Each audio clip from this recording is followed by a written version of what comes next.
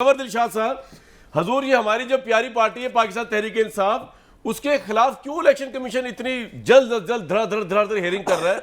Obviously उसमें आपका उसमें आपका कसूर तो नहीं है उसके अंदर, लेकिन कंवर साहब मुझे इस तरह ये बता दीजिए कि जी सर, मैं सवाल जरा पुट कर लूँ आपसे। कंवर साहब ये बता दीजिए कि अगर खुदा ना खासा, खुदा मेरे मुंह में खाक, इनकी पार्टी को जो है वो फॉरेन फंडिंग के अंदर कहते हैं कि जी हाँ जी फॉरेन फंडिंग साबित हो गई है, तो क्या डिसीजन आ सकता है, उसके क्या असरात हो सकते हैं पार्टी के ऊपर?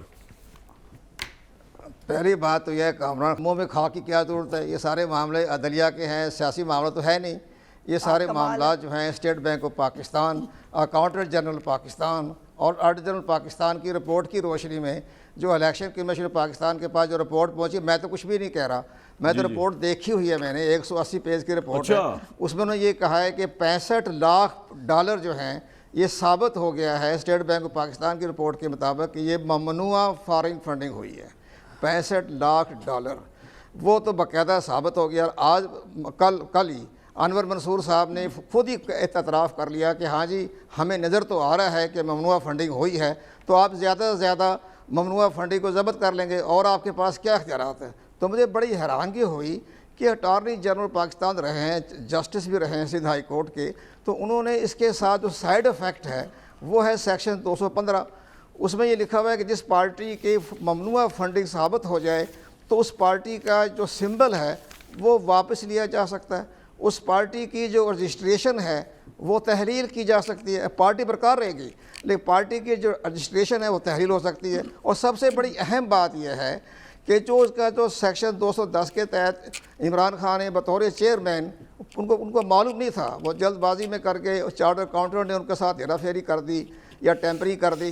तो चार्टर्ड अकाउंटेंट की रिपोर्ट के ऊपर लिखा कि जो मैं हक़ाइक़ इलेक्शन कमीशन पाकिस्तान को भेज रहा हूँ, मैं तस्दीक करता हूँ कि तहरीक इंसाफ इमरान खान साहब ने लिखा फंडिंग हासिल नहीं की। लिखा हुआ है ना, उस पर बाकायदा लिखना पड़ता है ना, वो तो एक कानूनी रिक्वायरमेंट है। तो वो उन्होंने लिखा है, इसके ऊपर दस्तखत किए हैं और 5 साल तक मुसलसल 2009 से लेकर 2014 तक जितनी भी जो चार्टर्ड अकाउंटेंट की रिपोर्ट इलेक्शन कमीशन में आई उन सब पे उन्होंने ये लिखा हुआ है। तो अब यहाँ ये साबित हो गया कि ममनुआ फंडिंग हो गई, तो फिर इलेक्शन कमीशन पाकिस्तान, जहाँ आर्टिकल 212 तो बड़ा ख़तरनाक है, 212 में तो होता है कि वो बक्स party dissolution of a political party खत्म, तहलील हो जाती है। पार्टी तो हो सकती, वो तहरील हो जाती है। लेकिन सबसे बड़ी अहम बात यह है कि यहाँ जो चेयरमैन ने जो तस्दीक नामा लिखा है वो होती है करप्ट प्रैक्टिस के ज़िम्मे में आ जाता है। तो करप्ट प्रैक्टिस की जब सेक्शन 171 नहीं पड़ी और 174, उसमें उनको इलेक्शन कमीशन को खुद इख्तियारात हैं इलेक्शन कमीशन को कि वो 3 साल की सज़ा दे सकता है।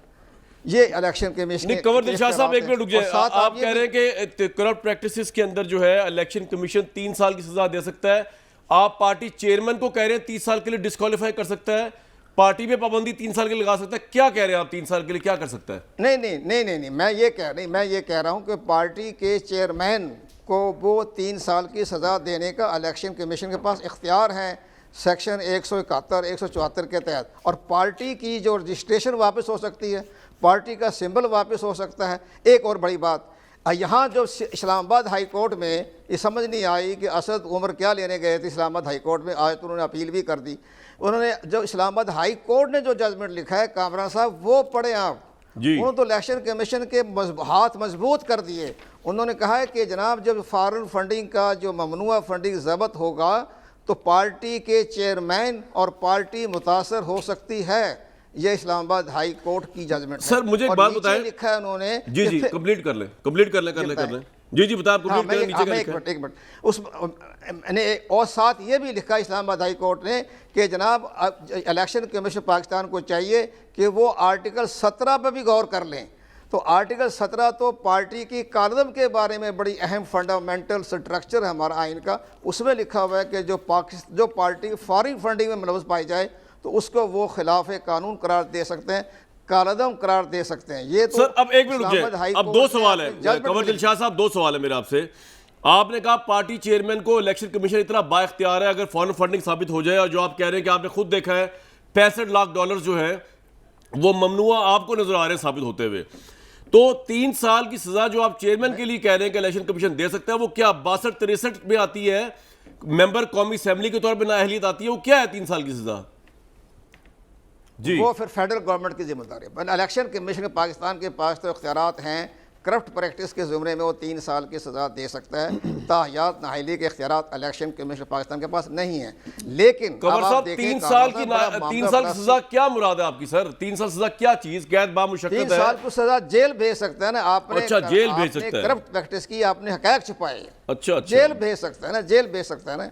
अच्छा, उसके बाद एक और बड़ी अहम बात, अब यहाँ ये बात अहम बात ये होती है, जब वो एक पार्टी मुलव्वस हो गई फॉरेन फंडिंग के अंदर, सॉरी ममनुआ फंडिंग में शामिल हो गई, तो फिर इलेक्शन कमीशन पाकिस्तान तो उसका सिंबल वापस ले लिया, पार्टी की रजिस्ट्रेशन तहरीर कर दी। तो अब यहाँ फिर वफाकी हुकूमत की जिम्मेदारी शुरू हो जाती है आर्टिकल 212 के तहत। यहाँ वफाकी हुकूमत जो है वो आर्टिकल 17 के तहत उस पार्टी को कालदम करार देने के लिए सुप्रीम कोर्ट ऑफ पाकिस्तान में एक अपना रेफरेंस भिजवा सकती है कि ये पार्टी मुझे आपकी बात समझ आ गई है।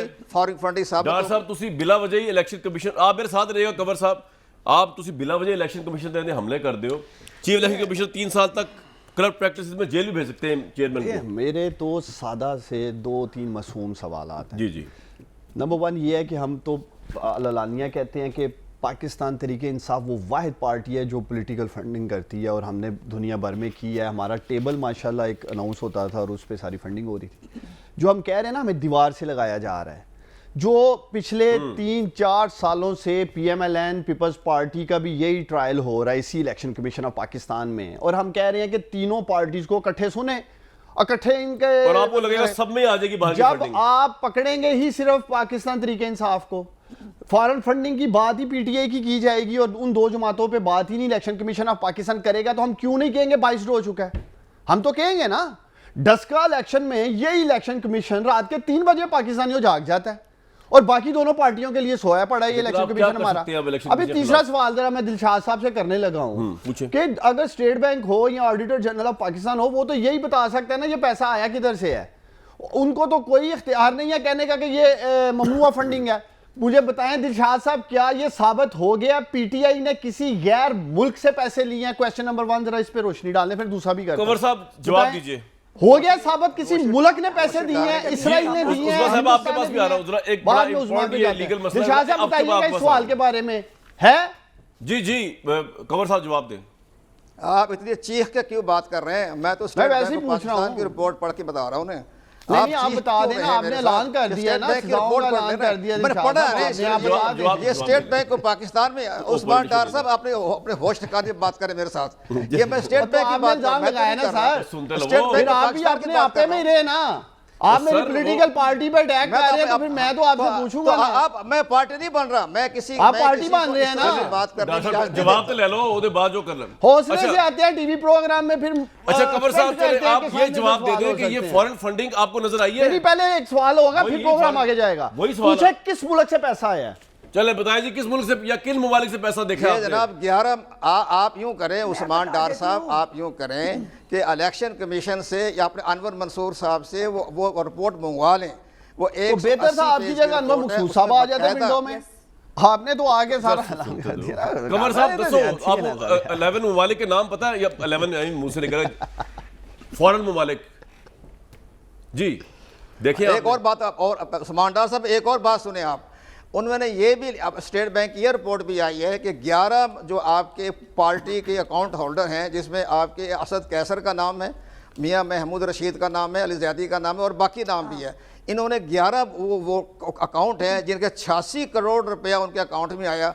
जब इलेक्शन के स्टेट बैंक ने पाकिस्तान ने पूछा अपने तहरीक इंसाफ की पार्टी के लोगों से कि ये पैसा कैसे आ गया, तो उन्होंने लिख कर दिया इलेक्शन कमीशन पाकिस्तान में कि इनसे हमारा कोई ताल्लुक नहीं है। हमें तो खुद बड़ी हैरानगी हो गई है कि इनके अकाउंट में 86 करोड़ रुपया कैसे आ गया। तो उसमें असद कैसर का नाम भी, अली ज़ैदी का नाम भी है और बाकी की यानी वो पता ही नहीं था। और कह रहे हैं बड़ी- 83 इतना उन्होंने अब पता मैं नहीं चला। वही कहने लगा था कि जैसे शहबाज शरीफ के अकाउंट में 4 अरब आ गए, मुझे पता ही लेकिन नहीं वो कह कहा। रहे हैं असद कैसर ने लिख के दिया, वो ये कह रहे हैं। पहले तो मैं ये पूछता हूँ दिलशाद साहब आपसे, ये असद कैसर ये जिनके आपने नाम लिए ये क्या राग एजेंट है? ये कोई इजरायली एजेंट है इस मुल्क में? मुझे पता है। एक नॉमिनीज हो मैं सकती नहीं है। जो कंवर दिलशाद कोई साहब मुल्क मैं नहीं समझाऊं है ना, ऐसा जो कह- मैं समझा वो ये कह रहे हैं कि ये जो फॉरेन फंडिंग का जो है केस वो अपनी जगह पे, लेकिन जो 11 अकाउंट से तहरीक इंसाफ के उनमें जो 86 करोड़ रुपए आया, जो असद कैसर साहब और पता नहीं एक और किसका नाम लिया उन्होंने, उनके अकाउंट्स में आए, उन्होंने इजहार ला ताल्लुकी किया है। असद कैसर साहब कह रहे हैं मुझे तो पता नहीं किस तरह आ गया, ये तो वही सर मकसूद चपरासी वाला केस हो गया, वो कहना जी मेरे को पता नहीं किधरों आ गए पैसे।